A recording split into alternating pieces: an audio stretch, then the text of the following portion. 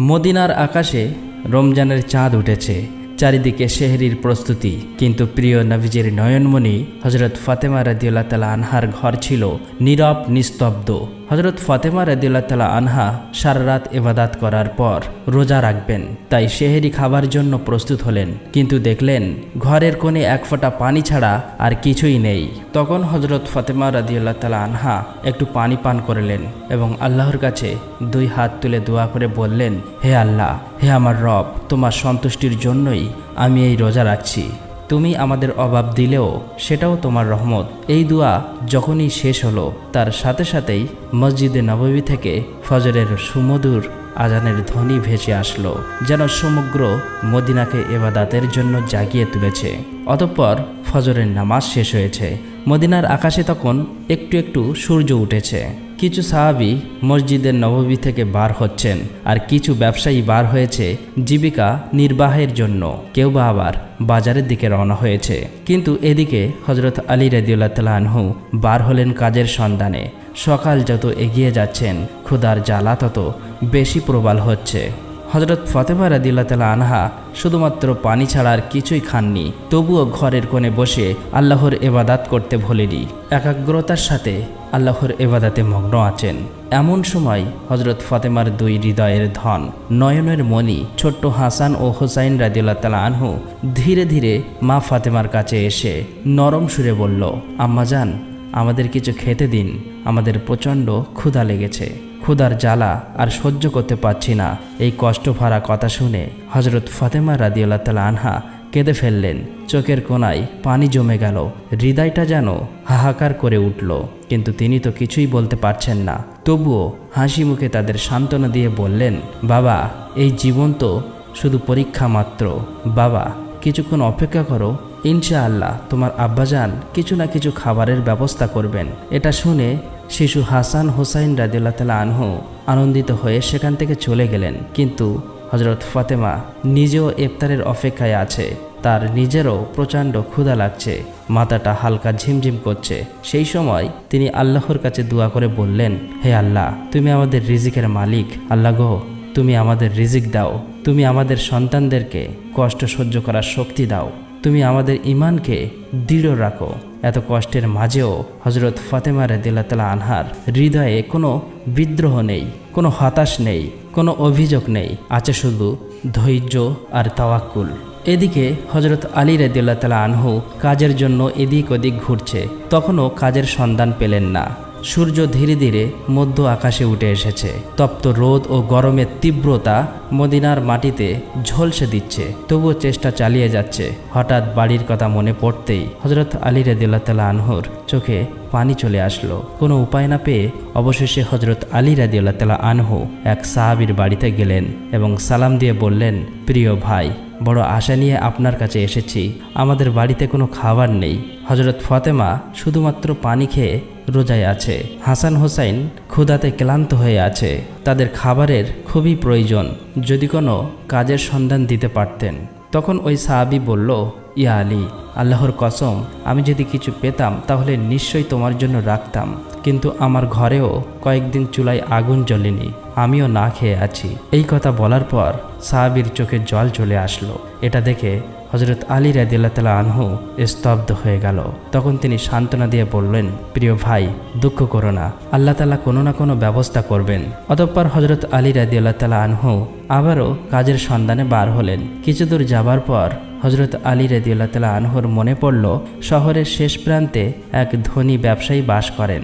তখন তিনি মনে মনে বললেন, তার কাছে গেলে কেমন হয়, হয়তোবা তিনি কোনো কাজের ব্যবস্থা করতে পারবেন। এই চিন্তা করে সেই ধনী ব্যবসায়ীর বাড়ির দিকে যেতে লাগলেন। এদিকে হজরত ফাতেমা রাদিয়াল্লাহু তাআলা আনহা ক্ষুধায় ক্লান্ত, তবুও দরজায় দাঁড়িয়ে হজরত আলী রাদিয়াল্লাহু তাআলা আনহুর বাড়ি ফেরার অপেক্ষায় করুণ নয়নে চেয়ে আছে।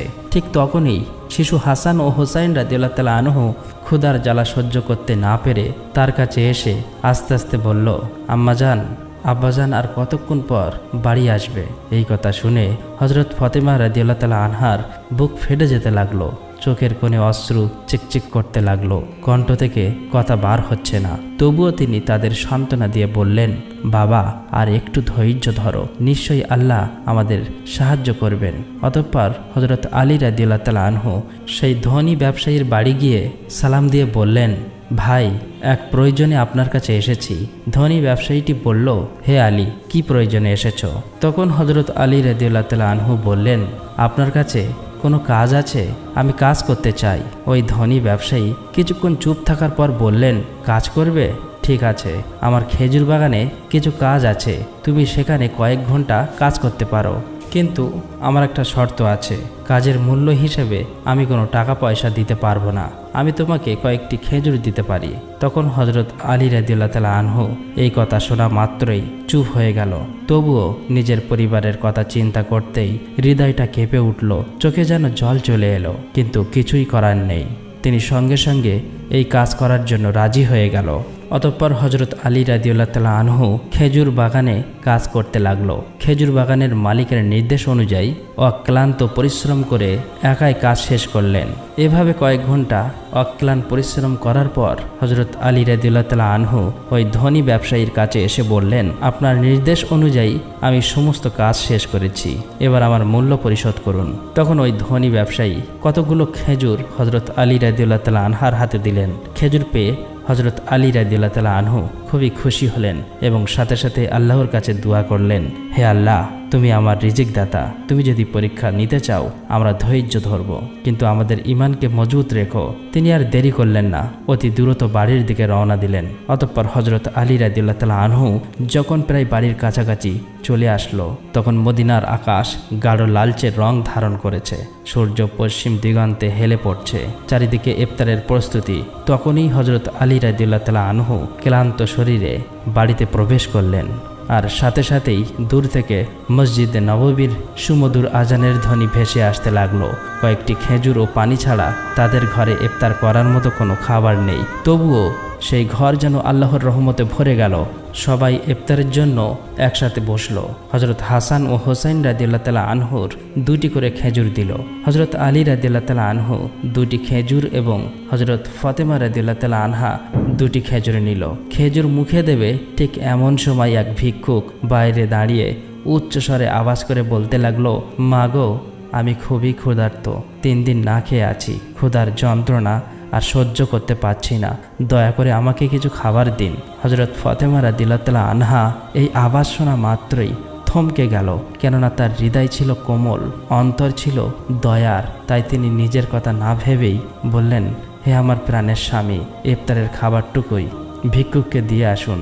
হযরত আলী রাদিয়াল্লাহু তাআলা বললেন, হে ফাতেমা, তুমি কি খেয়ে ইফতার করবে? তখন ফাতেমা রাদিয়াল্লাহু তাআলা আনহা বললেন, আমি শুধুমাত্র পানি পান করেই ইফতার করব। হযরত আলী রাদিয়াল্লাহু তাআলা আনহু অবাক হলেন, আর কিছুই বললেন না। সেই খাবারটুকু ভিক্ষুককে দিয়ে দিলেন। তারপর তিনি দোয়া করলেন, হে আল্লাহ, হে আমার রব, কষ্টের মাঝে আমাদের এই ত্যাগ তুমি কবুল করে নিও, আমাদের ধৈর্য ধরার শক্তি দিও। অতঃপর পরের দিন রোজা রাখার জন্য হযরত ফাতেমা রাদিয়াল্লাহু তাআলা আনহা শুধু পানি পান করলেন। পরের দিন সকালবেলা হযরত আলী রাদিয়াল্লাহু তাআলা আনহু অনেক চেষ্টার পর ইফতারের জন্য কিছু আটা সংগ্রহ করে বাড়ি আনলেন। তখন হযরত ফাতেমা রাদিয়াল্লাহু তাআলা আনহা সেই আটা দিয়ে কয়েকটা রুটি বানালেন। এইভাবে সারাদিন অতিক্রম হয়ে ইফতারের সময় চলে আসলো। তখন চারিদিকে ইফতারের প্রস্তুতি, খুশির আমেজ, কিন্তু হযরত ফাতেমা রাদিয়াল্লাহু তাআলা আনহার ঘর নীরব নিস্তব্ধ। তিনিও রোজা রেখেছিলেন, কিন্তু সামান্য কয়েকটা রুটি আর পানি ছাড়া ঘরে কিছুই নেই। কষ্ট, অভাব, তবুও ধৈর্যের এক অপূর্ব সৌন্দর্য ফুটে উঠেছিল সে ঘরে। ছোট্ট হাসান, হোসাইন রাদিয়াল্লাহু তাআলা আনহু, হযরত আলী রাদিয়াল্লাহু তাআলা আনহু সবাই বাড়িতে ফিরে আসতে লাগলেন। একসাথে ইফতার করবে। ইফতারের সময় হয়ে গেছে, সবাই একসাথে ইফতার করতে বসেছে। সবাইকে মাত্র 2টি করে রুটি দিলেন। খেতে যাবে এমন সময় আবারও বাইরে থেকে এক করুণ কণ্ঠ ভেসে আসলো, ইয়া আহলুল বাওয়াত, আমি 2 দিন ধরে অভুক্ত। আমি শুনেছি তোমরা আল্লাহর পথে দানশীল, যদি কিছু খাবার থাকে তাহলে দয়া করে আমাকে দিতে পারেন, ক্ষুধার যন্ত্রণা সহ্য করতে পারছি না। হযরত ফাতেমা রাদিয়াল্লাহু তাআলা আনহা ছিলেন অত্যন্ত দানশীল, তাই তিনি হযরত আলী রাদিয়াল্লাহু তাআলা আনহুকে বললেন, হে আমার প্রিয় স্বামী, এই ভিক্ষুককে রুটিগুলো দান করে আসুন। তিনি বললেন, হে ফাতেমা, তুমি কি খাবে না? হযরত ফাতেমা রাদিয়াল্লাহু তাআলা আনহা বললেন, আমার যদি ক্ষুধা লাগে তবে তারও তো ক্ষুধা লেগেছে, সেও তো ক্ষুধার কষ্টে কাতরাচ্ছে। আমরা তো দুনিয়ায় সুখের জন্য সৃষ্টি হয়নি, আমাদের তো আল্লাহর সন্তুষ্টি অর্জন করাই একমাত্র উদ্দেশ্য। তখন হযরত আলী রাদিয়াল্লাহু তাআলা আনহু দেখলেন মা ফাতেমার হাতে শুধুমাত্র পানি ছাড়া কিছুই নেই। অতঃপর তিনি সেই ভিক্ষুককে রুটিগুলো নিয়ে দিয়ে আসলেন।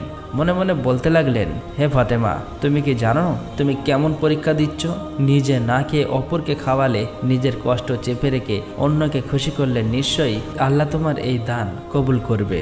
ঠিক ওই সময় মহান আল্লাহ রব্বুল আলামিন হযরত জিব্রাইল আলাইহিস সালামকে নির্দেশ দিলেন, হে জিব্রাইল, তুমি তাড়াতাড়ি যাও। আমার হাবিব মুহাম্মদ সাল্লাল্লাহু আলাইহি ওয়াসাল্লামের নয়নমণি হযরত ফাতেমা যেভাবে ত্যাগ ও ধৈর্যের কঠিন পরীক্ষা দিয়েছে তা অতুলনীয়। নিজে ক্ষুধার্ত থেকেও অপরকে খাবার দিয়েছে। নিজের কথা না ভেবে শুধু আল্লাহকে খুশি করার জন্য অন্যকে খাবার দিয়েছে।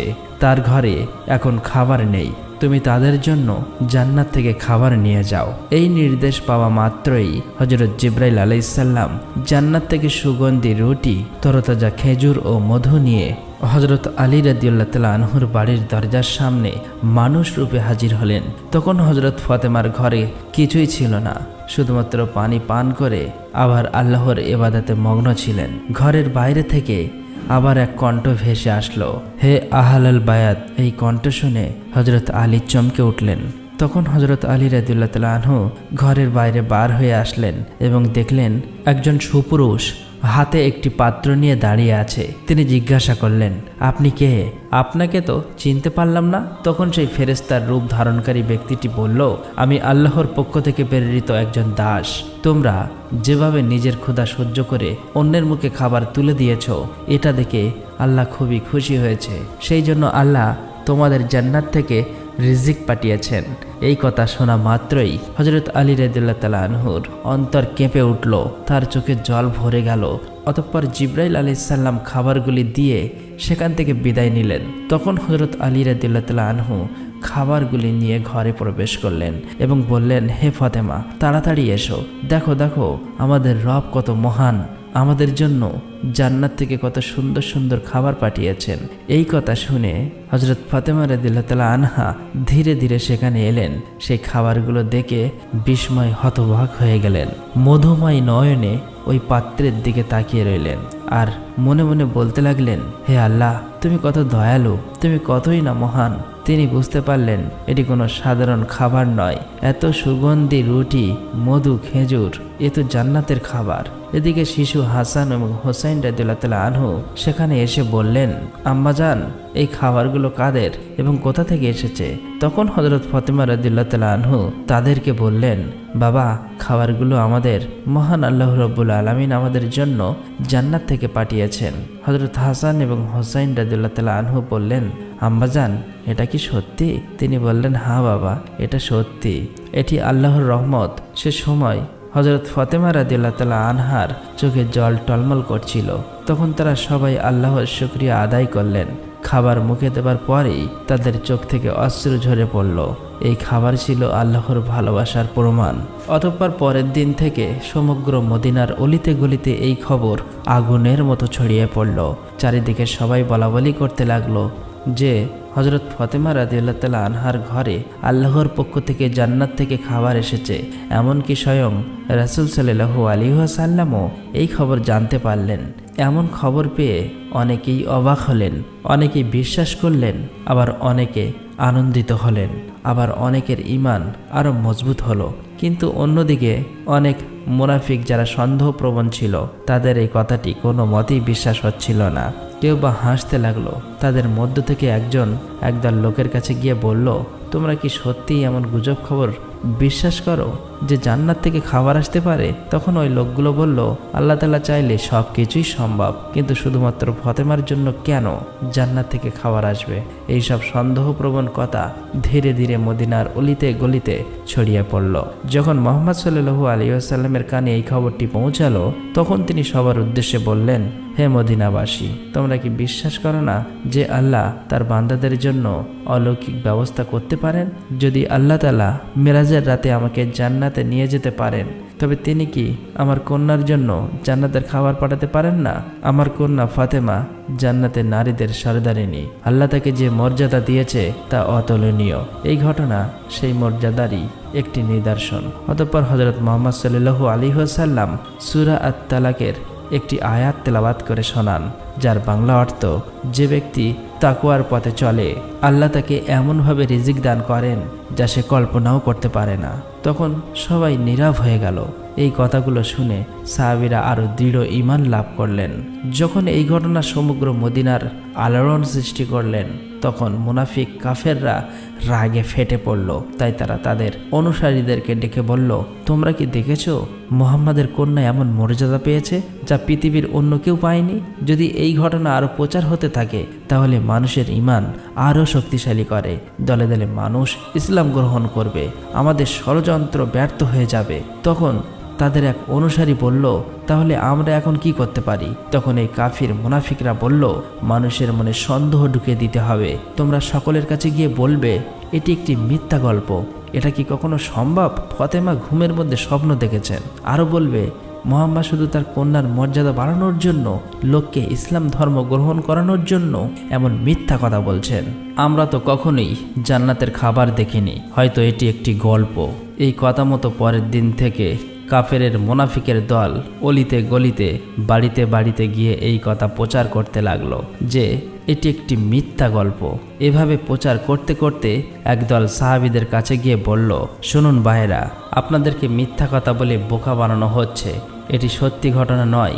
তখন ওই সাহাবীরা বলল, যিনি আমাদের জন্য কোরআন অবতীর্ণ করেছেন তিনি কি জান্নাত থেকে খাবার পাঠাতে পারেন না? আর মুহাম্মদ সাল্লাল্লাহু আলাইহি ওয়াসাল্লাম তো আল্লাহর রাসূল, তিনি কখনোই মিথ্যা বলেন না। অতএব তাদের ঈমানের কাছে ওই কাফেররা ব্যর্থ হলো। আর এভাবেই এই দ্বন্দ্ব ধীরে ধীরে ছড়িয়ে পড়তে লাগলো। এই ঘটনার বেশ কিছুদিন পর এক রাতে হযরত ফাতেমা ধীরে ধীরে নিজের ঘরে গেলেন।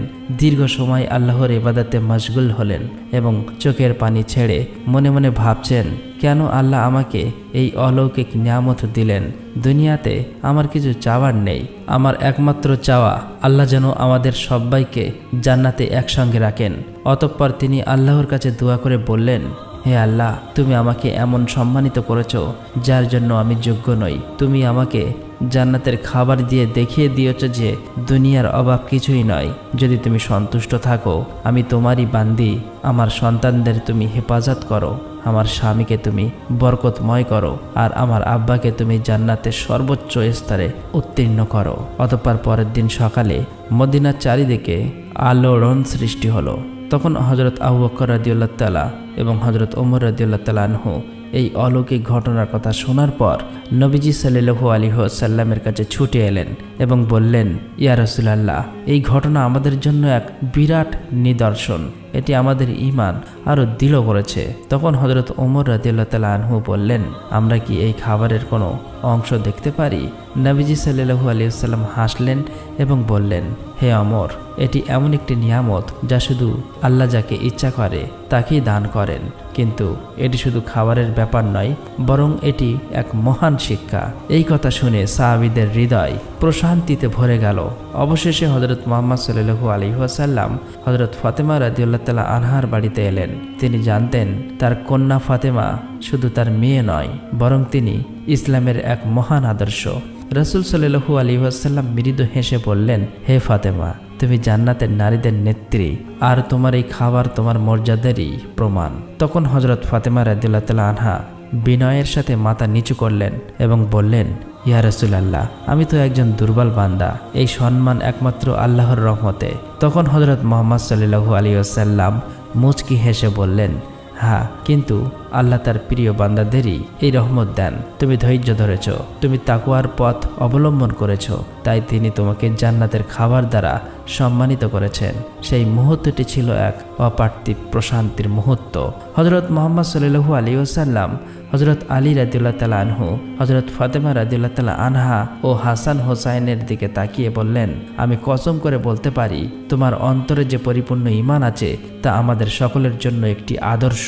হযরত ফাতেমা রাদিয়াল্লাহু তাআলা আনহা চোখের পানি মুছে মৃদু হেসে বললেন, আমরা সবাই একদিন জান্নাতে এই খাবার স্বাদ উপভোগ করব ইনশাআল্লাহ। তখন মুহাম্মদ সাল্লাল্লাহু আলাইহি ওয়াসাল্লাম হাত তুলে দোয়া করলেন, হে আল্লাহ, তুমি আমার ফাতেমাকে, আমার আলীকে, আমার হাসান এবং হোসাইনকে, আমার উম্মাকে জান্নাতে সেরা নিয়ামত দান করুন। অতঃপর হযরত মুহাম্মদ সাল্লাল্লাহু আলাইহি ওয়াসাল্লাম সেখান থেকে বিদায় নিলেন। সেই সময়ে বনি সালিম গোত্রের এক ব্যক্তি প্রিয় নবীজির মহাশত্রু ছিল। একা একা ভাবত কখন নবীজিকে হত্যা করবেন। একদিন সে একাই নবীজি সাল্লাল্লাহু আলাইহি ওয়াসাল্লামের বাড়ির কাছে এসে বলল, হে মোহাম্মদ, তুমি বাইরে এসো, তোমার গর্দান না কাটা পর্যন্ত আমি শান্তি পাব না। এমনই অমানবিক ও কুরুচিকর কথাবার্তা বলতে লাগলো। তখন হযরত ওমর ফারুক রাদিয়াল্লাহু তাআলা আনহু ও বেশ কয়েকজন সাহাবী লোকটার এমন কথাবার্তা এবং খারাপ আচরণ দেখে খুবই রেগে গেলেন এবং বললেন, ইয়া রাসূলুল্লাহ, আপনি অনুমতি দিন, এই শয়তানকে তলোয়ার দিয়ে দ্বিখণ্ডিত করে দেই। তখন দয়ার নবীজি সাল্লাল্লাহু আলাইহি ওয়াসাল্লাম ঘরের বাইরে এসে সাহাবীদেরকে বললেন, সাবধান, তোমরা ওকে কিছুই বলবে না, কেননা এই ব্যক্তি এটাই জানে না যে আল্লাহকে, তার নবীকে এবং ইসলাম কি। যখন এগুলো বুঝতে পারবে তখন আর এমন কথা মুখে উচ্চারণ করবে না। অতঃপর রাসূল সাল্লাল্লাহু আলাইহি ওয়াসাল্লাম ধীরে ধীরে লোকটির কাছে এসে অতি নম্র ভাষায় মুচকি হেসে বললেন, হে প্রিয় ভাই, তুমি আমার উপর এমন রাগ করলে কেন? এই আসমান, জমিন, মানুষ, বিশ্ব জগতের একমাত্র মালিক যিনি, আমি তো শুধু তারই কথা বলি। আমি শুধু তার উপর ঈমান আনার জন্যই সবাইকে ডাকি। হে ভাই, একমাত্র আল্লাহকে ভয় করো, তিনি অসীম দয়ালু, ক্ষমতাশীল এবং সর্বশক্তিমান। তাই বলছি, অহংকার আর ক্রোধ ও হিংসা বাদ দিয়ে সেই মহান আল্লাহকে ভয় করো, তার আযাবকে ভয় করো, নয়তো অত্যন্ত অসীমকাল কঠোর আযাব ভোগ করতে হবে। রাসূল সাল্লাল্লাহু আলাইহি ওয়াসাল্লামের মুখে এরূপ কথা শুনে তার কোমল ব্যবহার দেখে লোকটি স্তব্ধ হয়ে গেল। তার চোখের কোণে যেন জল চলে এলো। কিছুক্ষণ চুপ থাকার পর হঠাৎ বলে উঠল, নিশ্চয়ই মুহাম্মদ সাল্লাল্লাহু আলাইহি ওয়াসাল্লাম প্রেরিত রসুল। আমি আপনার কথায় বিশ্বাস স্থাপন করে এক আল্লাহর উপর ঈমান আনলাম।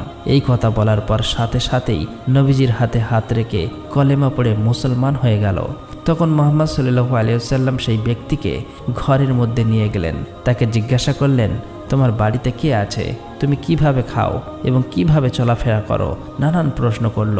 তখন লোকটি বলল, ইয়া রাসূলুল্লাহ, আমি হলাম বনি সালিম গোত্রের সবচেয়ে গরিব মানুষ। আমার কিছুই নেই, দিন মজুরি করে কোনো রকম সংসার চালাই, অধিকাংশ সময় না খেয়েই থাকি।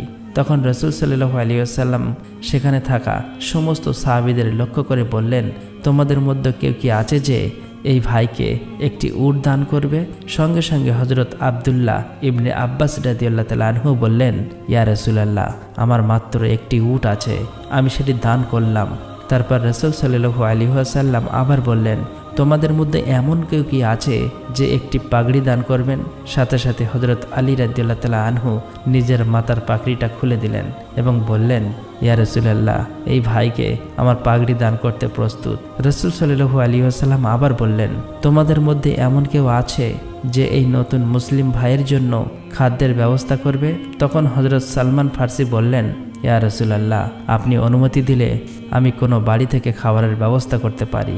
অতঃপর হযরত সালমান ফার্সি ওই নব মুসলিমকে নিয়ে অনেক বাড়িতে গিয়ে খাদ্যের সন্ধান করতে লাগলেন, কিন্তু কোথাও কোনো খাবার পেলেন না।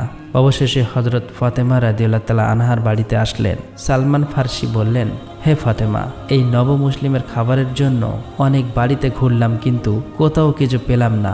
এখন তোমার ঘরে যদি কোনো খাদ্য থাকে তাহলে একে দিন।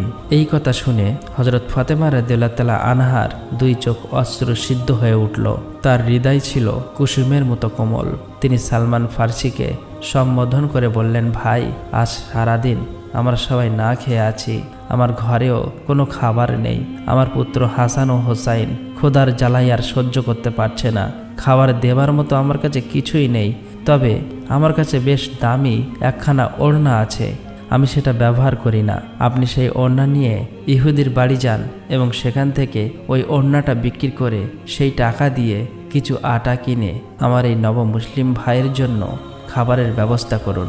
এই কথা শুনে তাদের চোখ জলে ভিজে গেল। হযরত ফাতেমা রাদিয়াল্লাহু তাআলা আনহার এমন ব্যবহার দেখে তারা অবাক হয়ে গেল।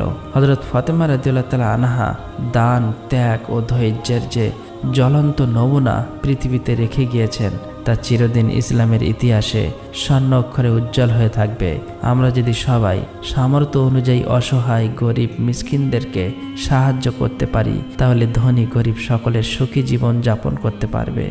প্রিয় দর্শক, আসুন এই রমজান মাসে আমরা শপথ করি, আমরা সকলেই সেই হযরত ফাতেমা রাদিয়াল্লাহু তাআলা আনহার মতো, রাসূল সাল্লাল্লাহু আলাইহি ওয়াসাল্লামের মতো উত্তম চরিত্র ও দানশীল হতে পারি। আল্লাহ রাব্বুল আলামিন আমাদের সকলকে সেই তৌফিক দান করুক। আমরা বলি আমিন। আসসালামু আলাইকুম।